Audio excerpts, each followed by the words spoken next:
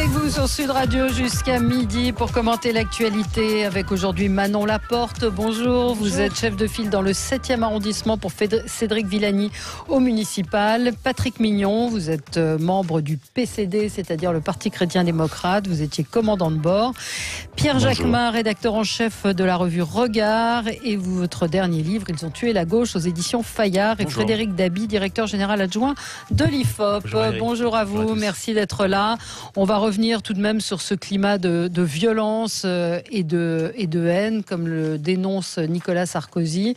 On va parler d'Emmanuel Macron avec Frédéric Dabi. Ça tombe bien que vous soyez là pour savoir si c'est quand même une défiance unique. Est-ce que c'est du jamais vu? En fait, c'est tous ces incidents et puis cette haine affichée pour le président de la République. Et on dira quelques mots également de la conférence annuelle de Geoffroy Lejeune, directeur de la rédaction de Valeurs Actuelles, et de Charles Consigny à Sciences Po, sous la pression de syndicats étudiants. On va passer par vos coups de cœur, vos coups de gueule. Commençons peut-être par vous, Frédéric. C'est un coup de cœur? Oui, c'est un coup de cœur. C'est Bernard Tapie. C'est Bernard Tapie. Parce que voilà, j'ai vu, je n'ai pas vu le documentaire, mais j'ai vu l'interview après avec Bruce Toussaint, où Bruce Toussaint passait un mauvais quart d'heure. Ouais. C'est Bernard Tapie parce que quand on interroge faut expliquer juste de dire qu'il y a eu un documentaire. Bernard Tapie était en plateau et à la fin du documentaire, il a dit: je n'ai jamais vu un documentaire aussi à charge, aussi mauvais, aussi cruel. Alors c'est vrai qu'un montage, on sait très bien que ça peut changer le cours d'un documentaire. Non, moi ce qui m'a frappé, c'est la combativité de cet homme. Déjà, c'était un lion. Sa combativité. On avait fait une enquête avec l'IFOP et Fiducial pour Sud Radio en fin d'année dernière sur les traits d'image de Bernard Tapie. C'était le courage qui sortait, qui était le plus reconnu par les Français, avec une absence totale de clivage, alors que par le passé, c'est vrai que Bernard Tapie ne laissait pas être indifférent. Il avait une structure de popularité extrêmement clivée. Donc c'est son courage, sa détermination, sa capacité à challenger les journalistes, voire à les sermonner. Et surtout, il a le mérite, et c'est ça que les Français nous restitue quand on les interroge spontanément sur Bernard Tapie, de faire sortir le cancer de l'ornière, de faire sortir le cancer sur la sphère publique. On est toujours choqué quand on parle d'une personnalité qui est décédée des suites d'une longue maladie, comme si ce mot était un mot tabou qu'il ne fallait pas utiliser. On sait maintenant qu'il a 2 cancers depuis maintenant 3 ans, estomac et œsophage. Et c'est vrai que on a du testimonial de Français qui ont été atteints, ça crée de l'identification. Bernard Tapie est comme nous, il a cette maladie, il se bat, il mène sa vie, et puis on se souvient de ce qu'il a fait lorsqu'il a posé avec tout le personnel de l'hôpital dans lequel il était traité. Voilà, ça s'entrechoque. Cette maladie qui sort de l'ornière, et puis de manière plus large, et on en a parlé déjà à Sud Radio, ces Français, l'ensemble des Français, si inquiets sur la question du devenir de l'hôpital public, où dans notre enquête de rentrée, Valérie, on avait vu que pour la première fois, la santé était devenue la première préoccupation des Français, devant le chômage, devant le pouvoir d'achat, voire devant le dérèglement climatique. Ouais. Manon Laporte. Au-delà de ces qualités de compatibilité et d'opiniâtreté, ce que je voudrais soulever, c'est la lucidité du regard sur la société de Bernard Tapie, qui parle des retraités et qui dit finalement on a 2 vies, on a la retraite et après la retraite, et la formation indispensable qui doit être menée auprès de ces jeunes retraités, même de 65 ans, parce qu'il y a une longévité telle, on est à 5 retraités pour 1,2 actifs. Et donc n'oublions pas qu'il y a toute une vie derrière et qu'il faut absolument former ces nouveaux retraités à un nouveau métier. J'ai trouvé son expertise et sa vision des choses extrêmement lucide. Bon, un commentaire, Pierre, non? Moi, j'ai pas une grande fascination ni une grande passion pour Bernard Tapie. J'avoue que ça reste un personnage avec lequel j'ai grandi et voilà, qui a sans doute été un très très grand chef d'entreprise, même si c'est avant tout un businessman. Et il y a aussi les affaires qui continuent. Évidemment, il y a la maladie et c'est un combattant. Ça, c'est sûr que c'est assez fou de le voir à la télévision. Avec les aléas qui sont les aléas d'une maladie comme le cancer. J'ai pas trop aimé sa déclaration sur les journalistes qui ont en enfer avec moi, parce que Mediapart révèle une nouvelle affaire sur... En tout cas, il y a une nouvelle révélation de Mediapart sur l'affaire libyenne. Libyenne, c'était l'affaire libyenne. Donc bon, Bon, pas plus que de choses que ça à dire d'intéressant sur le personnage, quoi. Non plus. Bon, Pierre, passons à votre. Il clive, comme toujours. C'est bien. Pierre Jacquemin. Oui, c'est plutôt un coup de gueule parce que Regard chaque année fait ce qu'on appelle le testostéromètre, qui étudie la place des femmes dans les médias et notamment des femmes politiques dans les émissions politiques. Et hélas, sur une année comme l'année dernière. 3 femmes sur 10 étaient invitées dans des émissions politiques, ce qui est quand même très très faible. Émission politique principale, parce qu'on a fait, ça repose principalement sur les émissions de Grand Carrefour, les matinales notamment, et ça paraît assez invraisemblable. Et puis on a fait aussi une étude sur les personnalités politiques qui ressortent le plus sur l'année 2019, en tout cas qui sont les plus invitées sur l'année 2019. Donc c'est pas représentatif parce que c'est pas non plus, mais c'est intéressant en termes de matière. Et la première femme arrive en 6e position, c'est Manon Aubry, mais parce qu'on était aussi dans une campagne européenne et que c'est vrai que c'était une des seules tête de liste et que donc sans doute était l'invitée, mais elle arrive quand même qu'en 6e position devant des hommes principalement, parce qu'on sait tous les médias, la politique, l'économie. Pourtant les femmes votent dans ces sondages. Comment ? Pourtant, les femmes votent dans ces sondages. Oui, bien sûr, mais c'est pas un sondage. En l'occurrence, c'est la représentativité des femmes. C'est pas que la faute des médias, c'est aussi la faute des responsables politiques. Manon Laporte. C'est son identité politique. C'est peut-être pour ça aussi qu'elle arrive 6e, parce qu'elle ne représente que les insoumis. Oui, mais c'est la première des femmes quand même. Oui, parce qu'elle était aux européennes. Elle a eu une vision médiatique beaucoup plus élargie que les autres. Les insoumis, avant les européennes, il y a eu quand même une élection qui montrait quand même que c'était la 4e force politique. C'est fini ça. Il y a des progrès quand même. Moi, je suis une vieille routière, donc il y a des progrès, mais c'est long. Et je vois aujourd'hui Françoise Laborde qui est présidente d'honneur d'un comité pour les femmes dans les médias, qui va signer une charte auprès du ministre, avec le ministre de la Culture. Alors après, il y a plein du CSA. Le CSA a essayé de faire des choses, notamment avec une de ses autres collègues, Memona Interman, qui faisait aussi avancer la question. Mais c'est vrai qu'il y a une responsabilité collective là-dessus. Les politiques, d'une manière générale, mais aussi les médias, à proposer à faire en sorte qu'il y ait davantage de femmes qui soient représentées dans les grandes émissions. Oui. Donc c'est un coup de cœur. Patrick Mignon. Moi, j'ai beaucoup de mal à avoir des coups de cœur. J'admire Frédéric Lavie, donc j'ai un coup de gueule encore une fois. Je vais vous parler des médias publics. J'insiste sur le terme public. Vous êtes peut-être au courant de la dernière affaire avec Jean-Marie Bigard, qui a publié des tweets hier, où il révèle que Michel Drucker a renoncé à l'inviter sur ordre de la direction, soi-disant. Pour quel motif ? Il semblerait que la liste électorale à Paris comporterait le nom de Jean-Marie Bigard. Il serait sur la liste de Marcel Campion, sauf que les listes, si je me trompe pas, je suis quand même un peu informé, sont loin d'être publiées et la campagne n'est pas commencée, etc. Sinon, Manon ne doit pas être mais bien invité. sûr. Donc, ça veut dire qu'il y a des instructions qui sont données. Qui est-ce qu'il gêne ? Il est sûr. Alors, certes, il est peut-être ami, comme il le dit, avec Marcel Campion. Et alors, quel est ce scandale encore d'intervention ? Qui intervient ? Auprès de qui ? Je rappelle. Ça, c'est la première chose. C'est pour France 2, c'est donc un média public, le leader de la TV publique. France Inter, l'affaire Fromet, qui a bien décrié défrayé la chronique. Je rappelle qu'il affirme que Jésus était pédé, c'est sans doute très drôle, ça choque beaucoup de gens. Une lettre a été émise. Cette lettre a été émise par Madame Bloch, la directrice de France Inter. Première chaîne radio publique pour le coup, et avec autres. Les excuses sont à destination de la communauté LGBT. La communauté catholique, chrétienne, elle, c'est pas grave qu'on dise ça. Donc ils oublient une grosse partie de ça. Mais c'est pas gênant en soi, je m'en moque de ça. Ce qui me gêne beaucoup là-dedans, c'est qu'ils ont perdu tout sens de ce qu'est le public. Les radios comme les TV publiques ne sont pas des radios d'État. C'est le public, c'est-à-dire vous, moi, les contribuables, tous les citoyens français qui possèdent ces radios. Alors s'ils se comportent comme ça, avec des excuses à moitié formulées, ou avec des interventions qui continuent, on retombe dans les anciennes habitudes, très mauvaises habitudes, des radios et des TV d'État. Et ça me déplaît fortement. C'est une forme de comportement qui est insupportable. Et moi, du coup, je préférerais que ces radios et ces TV dont vous parliez soient privatisées et qu'à la limite, on arrête leurs subventions. Ici, à Sud Radio, c'est privé. Vous vous débrouillez avec les moyens du bord. Que je sache, les subventions sont pas énormes. Et s'il y en a, je connais pas les chiffres. Mais très franchement, moi, ce genre de radio et TV d'État, alors que ça devrait être du public, ça m'insupporte. Une réaction sur l'histoire de France Télévisions, je trouve, si l'affaire est vraie, ça me paraît effectivement un peu étonnant. Il n'y a pas eu de démenti. Alors, si, Delphine Ernotte a publié, la direction de France Télévisions a publié un communiqué expliquant que Jean-Marie Bigard était présent dans de nombreuses émissions de variété depuis quelques semaines sur le service public et se défendait d'avoir voulu intervenir.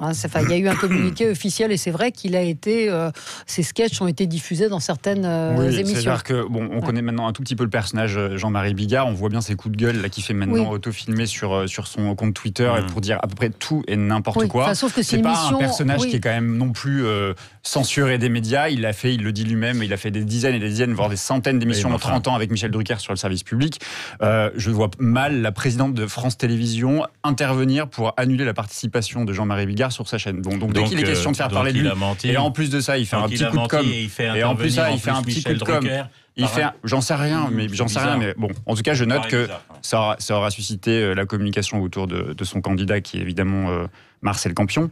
Mais et puis sur France Inter, moi, je suis évidemment pour la liberté d'expression et pour la liberté d'expression humoristique notamment. Que ce soit drôle, c'est ça le problème, c'est que ce soit drôle.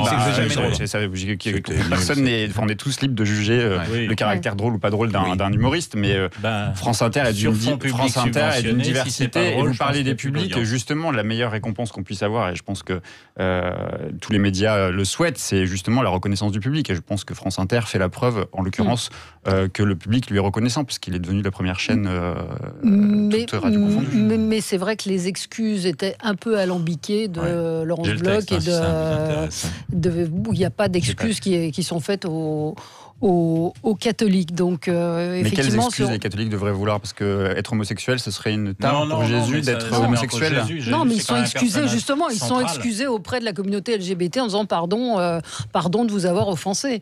Enfin bon, on va pas refaire le sketch de tout ça. C'est faire de la publicité avec quelque chose de tellement de mauvaise qualité. Moi, je pense que le juge de paix, c'est les rires. Et effectivement, il y a quand même une constante dans la bande d'humoristes de France Inter. Ce n'est quasiment jamais drôle. Frédéric Fromet s'est lui-même excusé, visiblement. Oui, tout à fait. Mais auprès de la communauté LGBT. Allez, on se retrouve dans un instant avec le coup de gueule de Manon Laporte qui devrait susciter le débat. Tout de suite. Avec vous sur Sud Radio, on est ensemble jusqu'à midi avec Manon Laporte, Patrick Mignon, Pierre Jacquemin et Frédéric Dabi. Manon Laporte, votre coup de gueule? Alors mon coup de gueule, c'est la désespérance des commerçants et des artisans qui ont vu leur chiffre d'affaires baisser d'environ 20 à 30% ces derniers mois, entre les gilets jaunes et puis les grévistes et donc l'arrêt des transports en commun. Et donc tous ces petits commerces de proximité, je me suis promenée rue de Grenelle, j'ai été voir les commerçants qui sont obligés de licencier certains de leurs employés. J'ai été aussi rue de Verneuil, puisque je suis dans le 7e, rue de Verneuil avec Cédric Villani samedi dernier, et le nombre de personnes qui se sont plaintes, notamment un cordonnier qui a 5 personnes qui est obligé de licencier, et pour lesquelles c'est extrêmement dur, parce qu'il y avait vraiment une baisse sensible de chiffre d'affaires, et puis comme je vous l'ai dit, et les charges demeurent, parce que même s'il y a un étalement des charges par l'URSSAF, ça court quand même, les charges couvrent, et les impôts évidemment sont là. Ouais. Un mot là-dessus? Moi j'ai envie de vous poser une question, et donc que fait-on? Et donc, que fait-on? On aide les commerçants. Non, mais attendez, on va parler de la réforme des retraites, là. Ma question, c'est que faire? Oui, que faire? C'est-à-dire que je suis d'accord avec toi, je suis d'accord avec vous, pardon, tout le monde. Non, je ne vois pas, mais que faire? C'est-à-dire qu'à un moment donné, il y a une responsabilité qui est sans doute partagée, qui est sans doute collective. Et à un moment donné, on est dans un conflit. Tout le monde, les grévistes, les premiers d'ailleurs, n'ont pas de fiche de paye à la fin du mois de janvier. Les commerçants perdent aussi. Les Français sont bloqués, effectivement, parce qu'ils ne peuvent pas prendre les transports. Pour une partie d'entre eux, en tout cas des Franciliens. On ne peut pas bloquer un pays pendant 42 jours de grève. Qui bloque? Les grévistes. Et donc pas le gouvernement. Le gouvernement n'a aucune responsabilité dans cette affaire. Le gouvernement a fait un certain nombre de transactions, un certain nombre d'allègements, un certain nombre de compromis. Et donc, à un moment donné, stop. Stop. Il faut penser à l'économie de la France, d'accord ? Et on fait des efforts. Tout le monde doit faire des efforts. Et donc, on n'est pas dans les combats, dans la lutte des classes permanentes. Et vous entendez ceux qui vous disent justement que la réforme des retraites va nuire justement à l'économie, ou en tout cas... Je ne vois pas en quoi ça nuirait, puisque ce que je vous ai dit tout à l'heure, il y a 5 retraités. Non, mais maintenant, on vit jusqu'à 90 ans. Donc, comment on fait ? On ne peut pas s'arrêter à 60 ans. Vous voyez ce que je veux dire ? Tout le monde n'a pas cette chance. Non, mais tous les pays ont fait une réforme des retraites. L'Allemagne, la Suède, le Danemark, tout le monde, tous les pays européens sont passés par là. Tous les retraités, vous noterez que tous les retraités n'ont pas le même niveau de vie partout en Europe. On va pas refaire on ne vous mettra pas d'accord et on ne fera pas le débat. Non, mais il faut effectivement dire qu'il y a des gens qui ont beaucoup souffert aussi pendant cette grève. Et les Parisiennes, et d'une manière générale, les gens qui travaillent. Après un an de gilets jaunes et une année d'avant avec des attentats aussi qui ont pénalisé. Deux choses. Revenir sur hier, Nicolas Corato nous expliquait nous parlait de cet avocat qui avait été arrêté, interpellé à Dunkerque. Et il y a une petite vidéo de cet avocat. Je voulais juste vous faire écouter le son. Il faut imaginer qu'il a 4 policiers autour de lui. Et écoutez comment il réagit. Au secours ! Libérez-moi ! Au secours ! Je suis menacé ! Il me menace ! Je suis menacé! On dirait Jacques Louis dans Les Visiteurs un peu. C'est un bon avocat en tout cas. J'imagine qu'en plaidoirie, il doit être formidable. Voilà, donc il a été interpellé et relâché assez rapidement. Et puis je voulais signaler également, on en parle assez peu dans les médias, un bus de pèlerins catholiques qui a été attaqué dimanche soir par une vingtaine de personnes cagoulées, vêtues de noir. Alors le père qui organisait ce déplacement, ils ont sans doute confondu ce bus avec la manif pour tous. Nous voulons lancer un appel, ils ne porteront pas plainte. Et quand bien même ce serait ça. Et donc voilà, mais c'est vrai que c'est assez lamentable. Voilà, de s'en prendre à des pèlerins, quelle que soit la religion. Mais ça amène à notre sujet, effectivement, sur la montée de la violence, sur la montée des actions diverses et variées. Il y a des coupures de courant ce matin au sud de Paris, donc des actions qui sont de plus en plus violentes et puis des actions qui sont, on le disait un petit peu hier, un peu comme de l'agit-prop, c'est-à-dire qui se multiplient et qui vont être peut-être un nouveau moyen d'action, Pierre Jacquemin. Je ne sais pas s'il y a une montée de la violence. En revanche, sans doute, il y a beaucoup de tensions dans le pays, et la tension, elle se voit parce que parfois certains militants exaspérés, effectivement, peuvent en arriver à faire des actions, comme on l'a vu avec les Gilets jaunes. Au moment où les Gilets jaunes n'étaient plus écoutés, il y a eu des faits de violence qui se sont, là pour la peine, des vrais faits de violence physique. On s'en est pris évidemment aux Champs-Élysées, etc. Et c'est d'ailleurs la seule manière qui a fait réagir le gouvernement. Enfin, les 2 fois où le gouvernement. Donc ça veut dire, donc vous dites que la violence, oui c'est ça, la violence amène des réponses. Le gouvernement a fait la démonstration que les 2 fois où il a reculé au cours de ce quinquennat, c'était à Notre-Dame-des-Landes et au début du mouvement des Gilets jaunes. C'est les 2 seules fois où le gouvernement a reculé. Donc que dit le gouvernement en faisant ça ? Dit tant qu'il n'y a pas de violence, il n'y a pas de raison de reculer. Donc cette méthode-là est quand même pas une méthode qui a vocation à pacifier ou à apaiser les relations dans un pays qui est déjà sous tension. Ils n'auraient pas dû céder dans les 2 cas. Peut-être qu'il n'aurait pas dû céder. Je pense que ça aurait entraîné sans doute des conséquences dramatiques. Je crois qu'on est dans un pays où Emmanuel Macron n'a toujours pas compris que le dialogue social était au cœur justement de la cohésion, de la démocratie aussi, parce qu'on est dans une démocratie parlementaire, mais on est aussi dans une démocratie sociale. Et ça, le problème, c'est qu'aujourd'hui, il n'y a plus de démocratie sociale, il n'y a plus de négociation. Les syndicats sont laissés à l'abandon et donc ils n'ont pas de matière pour négocier. Il y a eu 2 ans de débat sur les retraites. Alors attendez, après je cède la parole très volontiers, mais quand même, arrêtons de dire qu'il y a eu 2 ans de débat. Oui, il y a eu 2 ans de concertation où on a écouté les syndicats, on a écouté les interlocuteurs. Mais c'est pas ça le dialogue social. Le dialogue social, c'est de la négociation. C'est pas avancé, quoi. Non, c'est de la négociation. Dans les années 50, on n'avance pas. Attendez, on voit bien qu'il y a un blocage, indépendamment de la question de la réforme des retraites. Et il faut arrêter de penser que les syndicats sont juste là pour bloquer les choses. Les syndicats, la CGT la première, signe 80%. Les syndicats signent 80% des accords d'entreprise chaque année. Donc il faut arrêter de penser que les syndicats sont juste poussiéreux et ils seraient là que juste pour être contestataires. Il y a un projet de réforme qui va engager les générations et des générations à venir. Il ne fait pas consensus. Et le premier qui devrait justement dire mettons-nous autour de la table et trouvons un moyen de nous entendre tous. Bah oui, non, c'est pas vraiment ce qu'ils font là aujourd'hui. Parce que vous avez bien vu qu'aujourd'hui, il y a des avocats qui sont en grève, il y a des soignants qui sont en grève, il y a des transports qui sont en grève. Donc non, ça ne fait pas consensus aujourd'hui. Et en plus de ça, les Français soutiennent. Il y a encore un sondage de l'IFOP hier. Il soutient. Il laissait la parole aux autres. Mais est-ce que des actions comme celle-là, Manon Laporte, c'est pas justement, ça détruit le dialogue social? Ça détruit le dialogue social, parce que vous avez que des affrontements et plus pas de transactions, mais négociations, parce qu'à un moment donné, vous faites trop d'actes violents, vous arrêtez tout type de négociation, et c'est inqualifiable. Enfin, je veux dire, ce type de violence n'est pas admissible en démocratie. Quelle violence? De quelle violence vous parlez? De l'ensemble des violences, l'arrêt, les coupures, le fait que le président soit attaqué, le courant aux familles qui n'arrivent pas à payer l'électricité. Le fait, ça n'a rien à voir. Ça a tout à fait à voir. Le fait que le président Macron soit agressé, le fait qu'on aille jusqu'au château de Versailles pour empêcher le dialogue avec les entreprises, ce genre de choses, c'est inadmissible et ça fait reculer notre démocratie. Et heureusement, le président est le gardien des libertés et des institutions. Et ça, il faut rappeler. Vos amis intellectuels qui ont soutenu la campagne de Macron, à commencer par François Sureau, le grand avocat, nous explique aujourd'hui, sans exagération, que les libertés publiques sont en recul aujourd'hui sous le quinquennat d'Emmanuel Macron. Alors, on va y revenir. On marque une toute petite pause. 0826 300 300. Alors, est-ce que vous constatez, vous, qu'il y a un climat de violence, comme le dénonce Nicolas Sarkozy? Il a dit ce qui ne s'exprime plus dans le cadre républicain tourne nécessairement au soulèvement partisan et à la violence sociale. On y revient dans un instant avec vous et sur le Facebook également de l'émission. À tout de suite. Avec vous sur Sud Radio, avec Manon Laporte, chef de file dans le 7e arrondissement de Paris, avec Cédric Villani, Patrick Mignon, ancien commandant de bord. Je veux dire combattant de bord, c'est bien. Membre du Parti chrétien-démocrate, Pierre Jacquemin, rédacteur en chef de la revue Regard, et Frédéric Dabi, directeur général adjoint de l'IFOP. Donc on parlait de ce climat de violence. Et hier, donc Nicolas Sarkozy qui s'est exprimé et qui s'inquiétait de ces scènes de violence. En parlant, il a fustigé ceux qui essayent d'allumer partout des feux de haine. La haine est bien présente. Ben oui, je suis désolé pour Pierre Jacquemin, mais moi, je constate encore une fois ce que j'ai dit dans la dernière émission et même dans celle d'avant. La gauche, et notamment là, l'extrême gauche, veut récupérer ce qu'elle a perdu ou ce qu'elle n'a jamais obtenu dans les urnes. Je suis désolé, on a un système démocratique, on a des gens élus qui gouvernent, qui dirigent, on a des syndicats qui s'opposent, et encore, ça serait mieux s'ils étaient un peu plus représentatifs, et voilà, et on peut pas dialoguer avec des dogmatiques.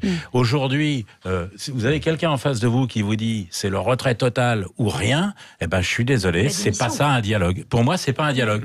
Dans mon métier, quelqu'un qui me fait ça, je peux vous dire que c'était dehors. Ça ne marche pas. Voilà. C'est simple. Donc moi, oui, il y a de la violence. Oui, il y a de la haine. Oui, il y a des tensions, il y a des souffrances, et ça, je l'ai toujours dit à ce micro.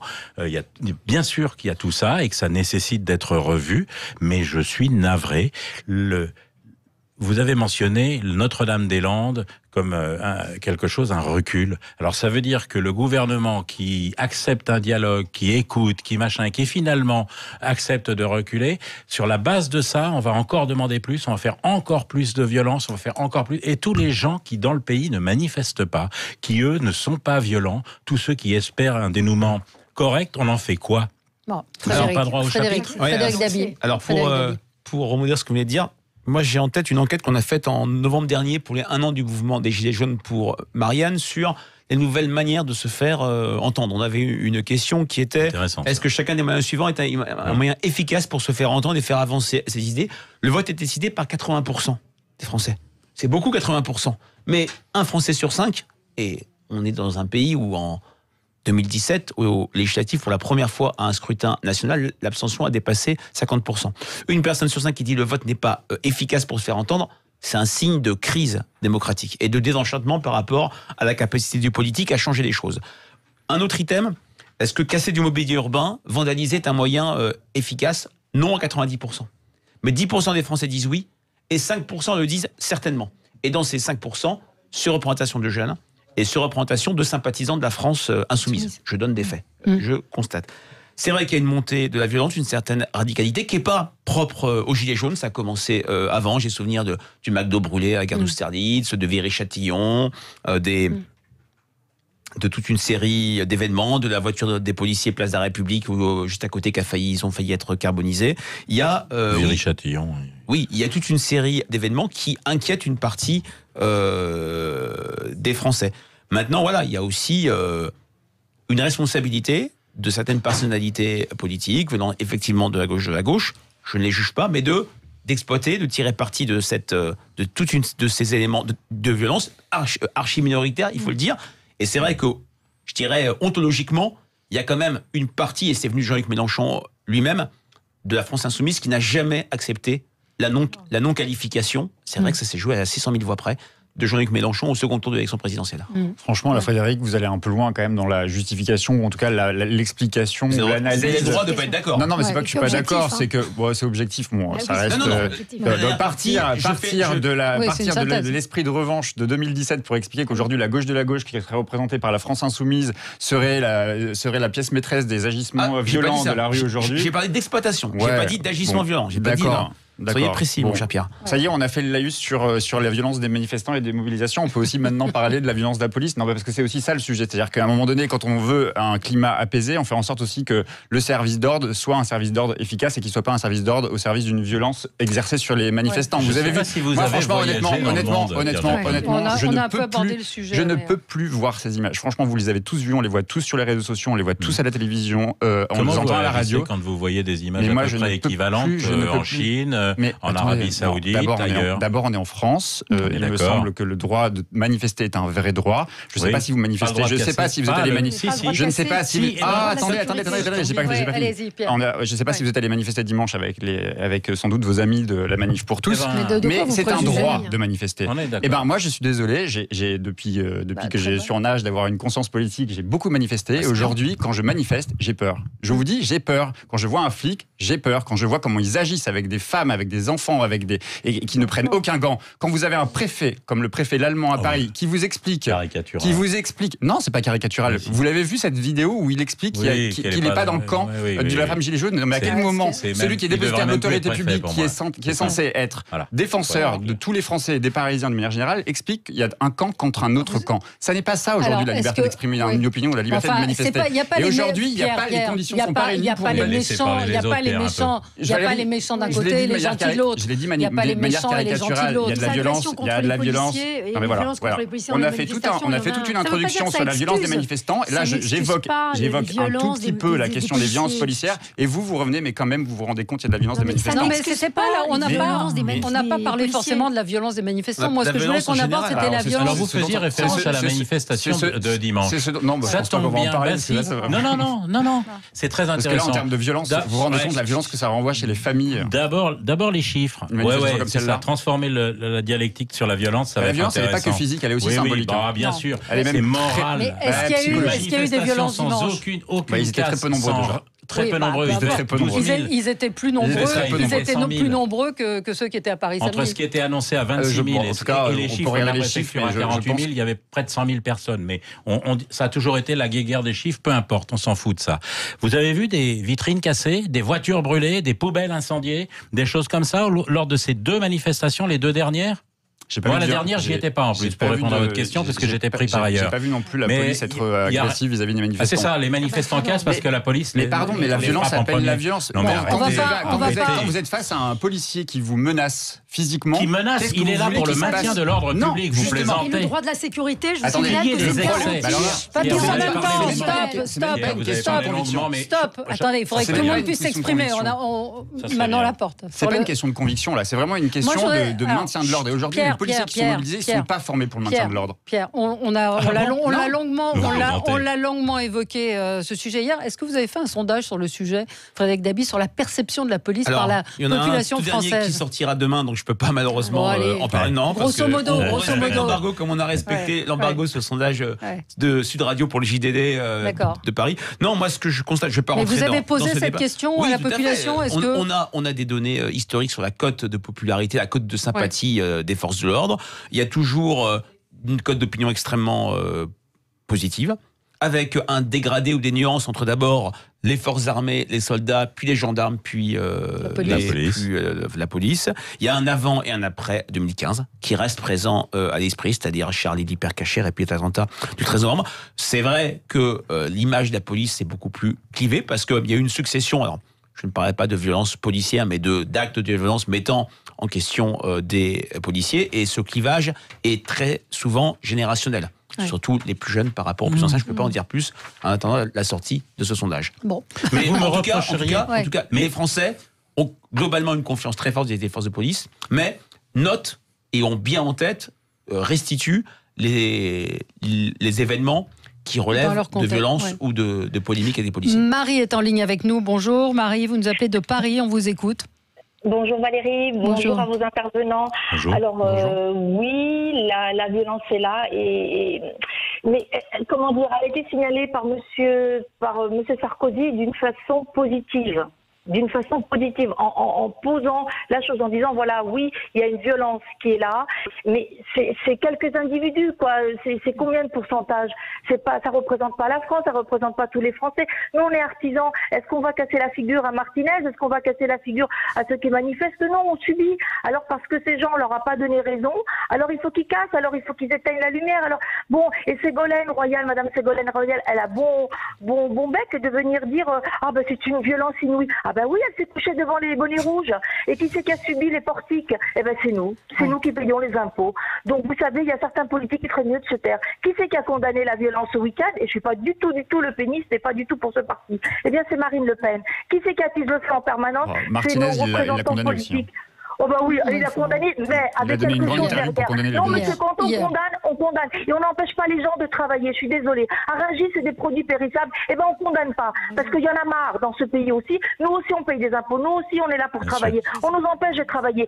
Stop, mais la violence des deux côtés. Moi, j'ai assisté aux Galeries Lafayette à l'arrêt d'un malfaiteur, enfin un petit Roumain qui faisait du pickpocket. Je peux vous dire que le policier avec le brassard, il a eu du fil à retordre, monsieur. Et les gens étaient là, à lui, à presque l'insulter. Alors qu'est-ce qu'on fait? On le lâche. Et la personne à qui on a pris son portefeuille et son portable, c'est comme ça, c'est devenu une habitude en France. Mais non, il faut un peu de répression. Et puis il faut arrêter dans les manifestations, parce que moi aussi j'étais dans les manifestations. Il n'y a pas que les black blocs qui cassent.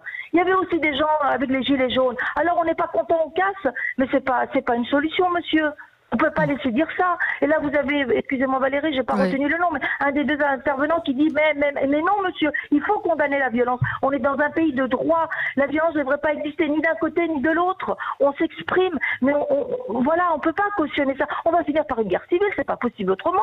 Ou alors vous allez faire monter les extrêmes, comme parce que la seule qui a été un peu raisonnable, et je pense que c'est un jeu de rôle, c'est Marine Le Pen. Voilà, c'est la seule qui a condamné raisonnablement la violence qui a eu contre le président. Non, on va pas s'en prendre au président de la République. Je suis désolée, parce qu'alors là, on va finir mal. Hein. Sur le plan institutionnel, aujourd'hui, on est devenu une institution. On est le seul pays où il y a des voitures qui brûlent toutes les nuits.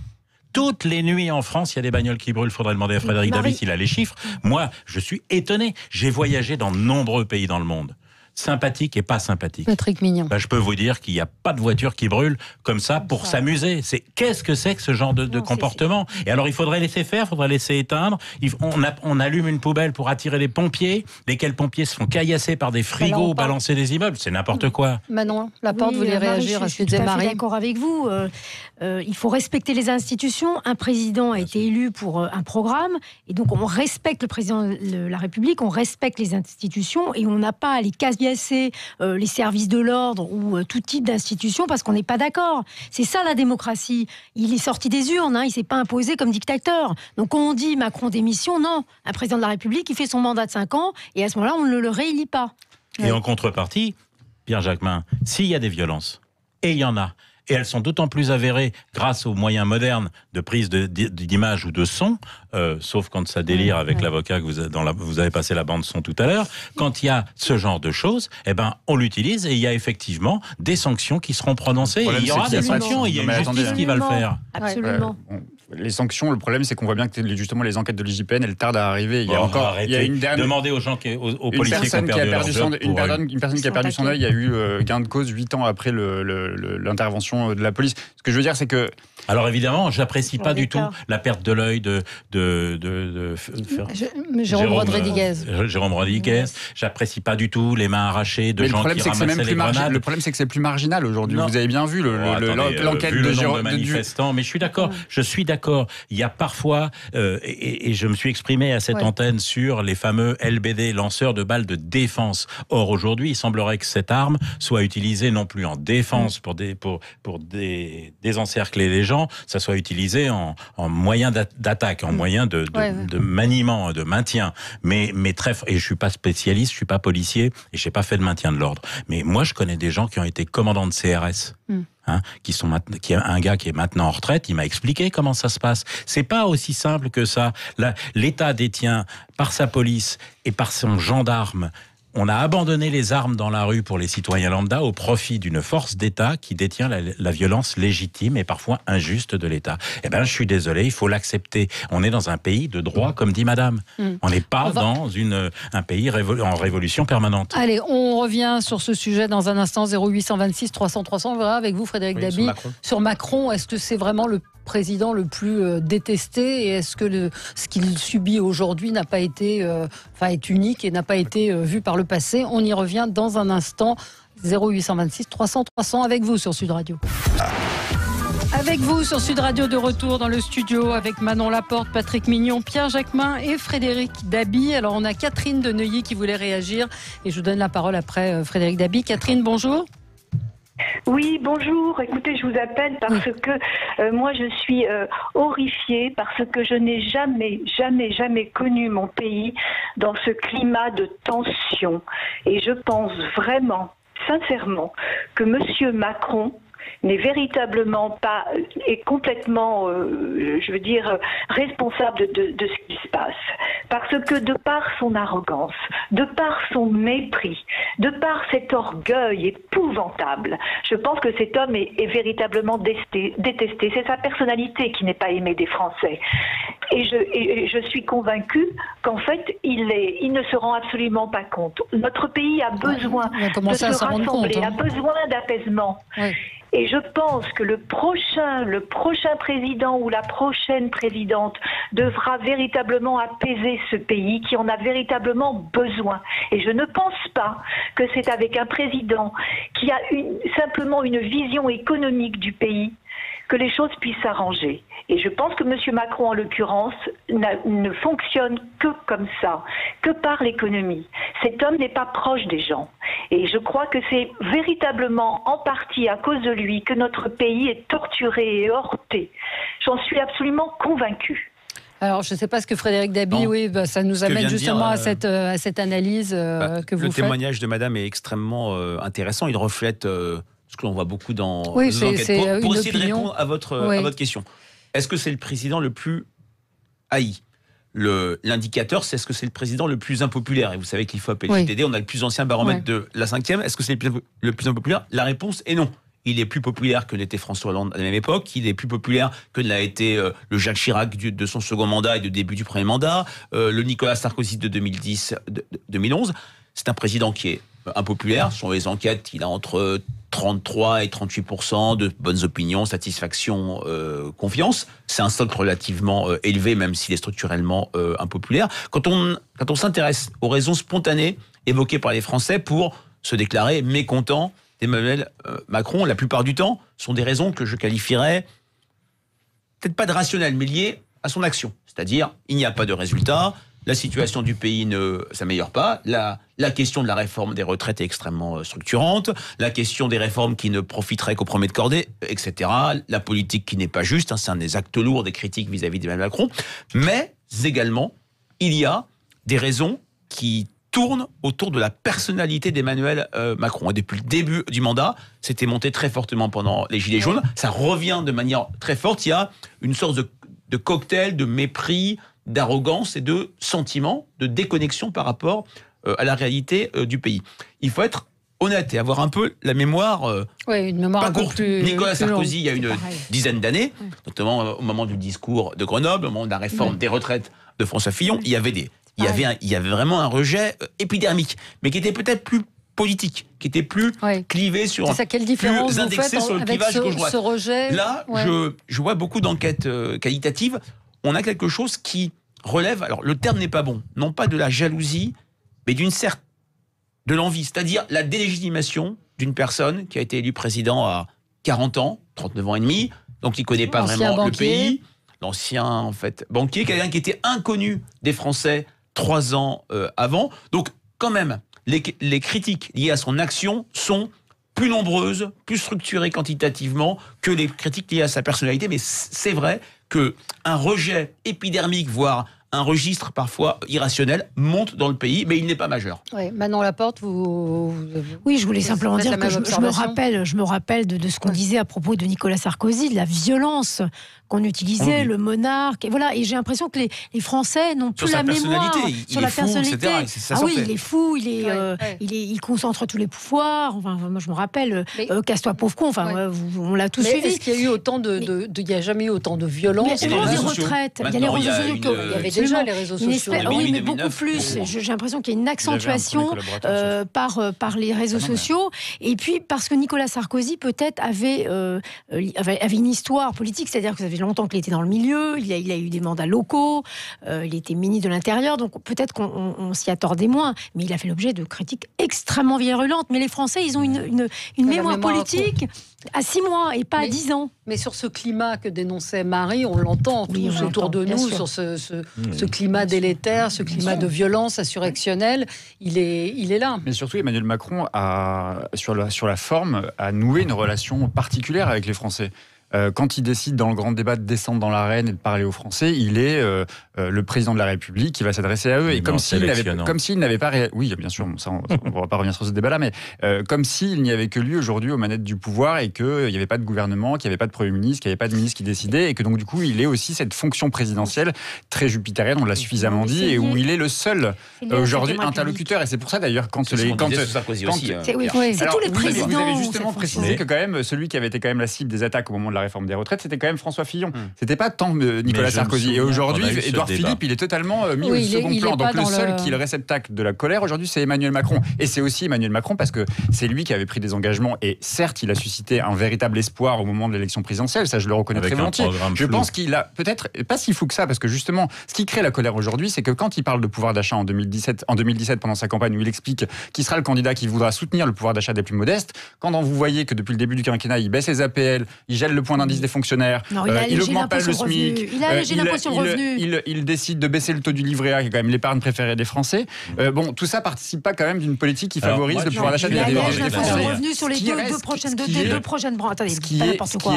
Les classes moyennes, il a allégé l'impôt sur le revenu. Rappelez-vous quand même que c'était quand même le cœur de la mobilisation des Gilets jaunes. On peut pas dire qu'il est quand même tenu véritablement compte de la mobilisation des Gilets jaunes. Il y a eu 5 milliards d'euros d'allègement sur l'impôt sur le revenu sur les deux tranches. Dites-le aussi, ce qui a d'ailleurs cette relance de l'économie par la consommation qu'a fait Emmanuel Macron, plus de 10 milliards d'euros, ça a quand même été profitable à l'économie. Ça a quand même été profitable à l'économie. Et l'investissement, les créations d'emplois, c'est quand même lié à tout ça aussi. Il y a les créations d'emplois d'abord, et puis l'investissement. Absolument. Moi, je ne vais pas vous dire le contraire. Non, mais c'est bien d'injecter de l'argent public, c'est ça que je dis. Productif. Oui, vous n'auriez pas dit la même chose. Non. Il y a l'argent public et il y a l'argent privé. Mais la dernière intervenante a raison. Je me demandais si c'était sa personnalité ou la com qui le présente, mais en fait, les deux sont liés. Il a été hautain, méprisant, clivant. Il veut fracturer pour régner. Tout ça, ça nuit à tout le reste. Mais il n'y a pas que ça. Je me souviens avoir discuté avec Pierre Jacquemin la dernière fois que nous étions dans ce studio. Je maintiens qu'il y a eu une discussion sereine, un changement. Non, mais c'est serein. Ouais. Il y a eu un changement des institutions par le passage au quinquennat.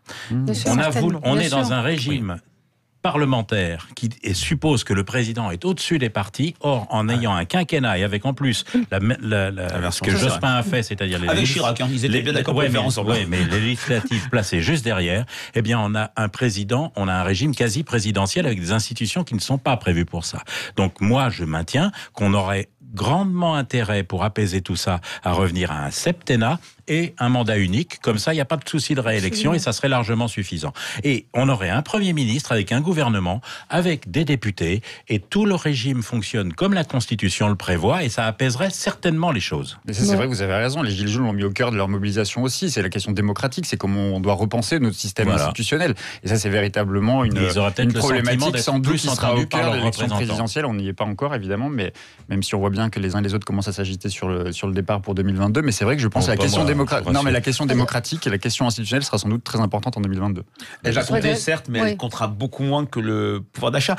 Je préfère être juste sur la question du pouvoir d'achat. On en avait parlé ensemble à la rentrée dernière. Pour la première fois, j'avais vu dans des enquêtes quantitatives et qualitatives un certain « ça va mieux » exprimé par les classes moyennes, qui nous disaient l'impôt sur le revenu, j'ai pas l'impression d'en avoir payé et le fisc m'a fait un chèque. Si vous payez l'impôt sur le revenu, des choses sur les heures sup, des choses sur la taxe d'habitation. On a vraiment eu même une vraie remontée, ce qui a fait aussi que en termes de préoccupation, le pouvoir d'achat est un petit peu redescendu. Ce n'est plus le cas maintenant. C'est la santé, vous disiez. Tout à fait, la santé, le dérèglement climatique, mais c'est vrai qu'il faut le dire. Et là, comme pour Nicolas Sarkozy en 2012, ces questions de pouvoir d'achat seront sans doute le juge de paix du quinquennat. Merci à tous les quatre. Merci à vous, auditeurs de Sud Radio. On se retrouve demain et dans un instant, c'est André Berkoff qui sera à ce micro. Très bonne journée sur Sud Radio.